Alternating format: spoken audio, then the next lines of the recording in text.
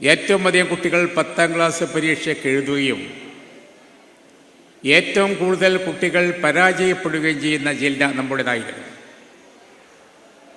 കേരളത്തിലെ വിദ്യാഭ്യാസപരമായി മുന്നോക്കം നിന്ന ജില്ലകളുമായി മത്സരിച്ച്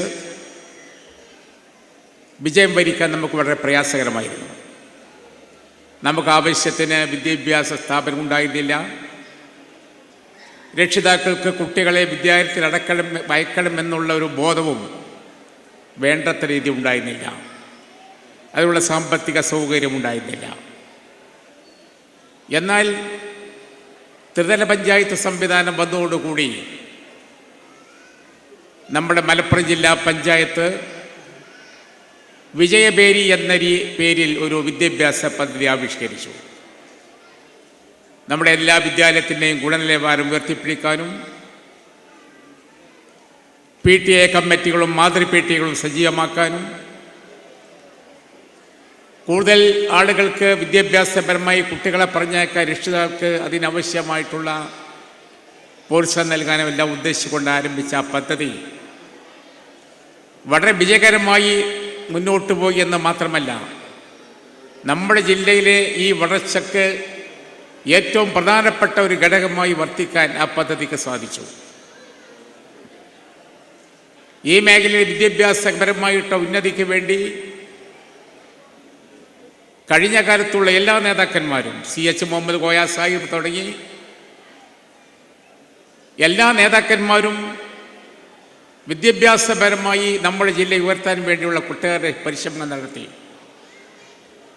ധാരാളം വിദ്യാഭ്യാസ സ്ഥാപനങ്ങൾ വന്നു. പരിമയ തലത്തിലേക്ക് കുട്ടികൾക്ക് പോകണമെങ്കിൽ 8-10 കിലോമീറ്റർ പോകേണ്ടിടത്തു നിന്നൊക്കെ മാറ്റം വന്ന് എല്ലാ പഞ്ചായത്തിലും ഹൈസ്കൂൾ എന്നുള്ള തത്വം സ്വീകരിച്ച് ഹൈസ്കൂൾ വന്നു. ധാരാളം കോളേജുകൾ വന്നു. CK ആൻ്റണിയുടെ കാലഘട്ടത്തിൽ സ്വാശ്രയ മേഖല വിദ്യാഭ്യാസം തുടങ്ങാനുള്ള തീരുമാനമെടുത്തു. ആ തീരുമാനമെടുത്തപ്പോൾ ഗവൺമെൻറ് നിഷ്കർഷിക്കുന്ന ഗുണനിലവാരത്തോടുകൂടി സ്ഥാപനം തുടങ്ങാൻ വേണ്ടി മുന്നോട്ട് വരുന്ന ഏജൻസികൾക്ക് അവ കൊടുക്കാൻ തീരുമാനിച്ചു. നമ്മുടെ ജില്ലയിൽ ധാരാളം സ്ഥാപനങ്ങളൊന്നും മെഡിക്കൽ കോളേജുകളും ഡെൻ്റൽ കോളേജുകളും എഞ്ചിനീയറിംഗ് കോളേജും ധാരാളം നമ്മുടെ പ്രദേശത്ത് വന്നു. പഠിക്കാനുള്ള സൗകര്യങ്ങൾ കുട്ടികൾക്കുണ്ടായി.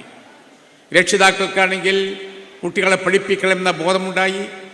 അതിനാവശ്യമായ പ്രവർത്തനങ്ങളെല്ലാം നടത്തിക്കൊണ്ടുപോകാൻ സാധിച്ചു. അതുകൊണ്ട് ഇന്ന് നമ്മുടെ ജില്ലയിലെ കുട്ടികൾ പല കേന്ദ്ര യൂണിവേഴ്സിറ്റികളിലും അഡ്മിഷൻ തേടി നിൽക്കുന്നുണ്ട്. കേരളത്തിൻ്റെ പുറത്ത് എവിടെ പോയാലും നമ്മുടെ ജില്ലയിലെ കുട്ടികളെ കാണാം, പെൺകുട്ടികളെ പ്രത്യേകമായി കാണാം.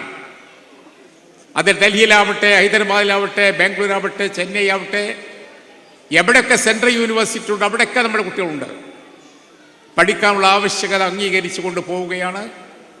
ഇപ്പോൾ വിദേശത്ത് പോകുന്നുണ്ടെങ്കിലും നമ്മുടെ ഇന്ത്യൻ്റെ അകത്തു തന്നെ വ്യത്യസ്ത മേഖലകളിൽ കുട്ടികൾ പഠിക്കാനുള്ള സൗകര്യങ്ങൾ വന്നിട്ടുണ്ട്.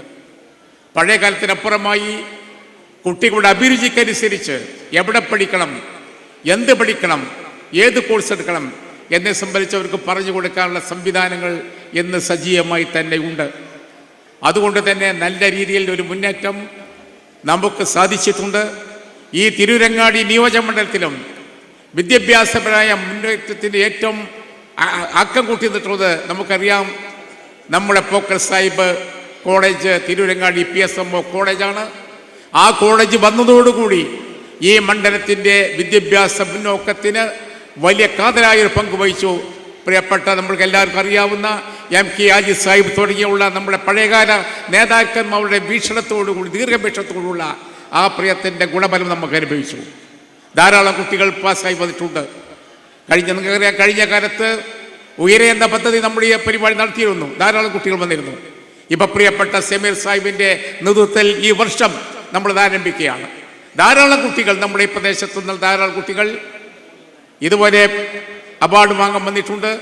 അതിനപ്പുറമായി വിവിധ മത്സര പരീക്ഷകളിൽ മാർക്ക് വാങ്ങി വിജയം വരിച്ച ധാരാളം കുട്ടികൾ നമ്മുടെ ഈ നിയോജകമണ്ഡലത്തിൽ തന്നെ ഉണ്ട്. അത് കായിക രംഗത്തുണ്ട്, മറ്റു രംഗങ്ങളിലൊക്കെ ഉണ്ട്. ഏതായാലും അവരെ കാത്തിരിക്കാനുള്ള അവസരം നമുക്ക് ലഭ്യമായിരിക്കുകയാണ്.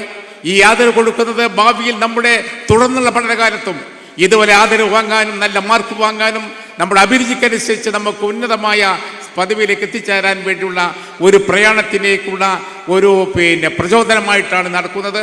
തീർച്ചയായും PMA സമീറിൻ്റെ വീക്ഷണം വെച്ച് തന്നെ നല്ല രീതിയിൽ ഈ നിയോജകമണ്ഡലിലെ വിദ്യാഭ്യാസ രംഗത്ത് കാതലായ മൗലികമായ മാറ്റങ്ങളുണ്ടാക്കാൻ അദ്ദേഹത്തിന് സാധിക്കും.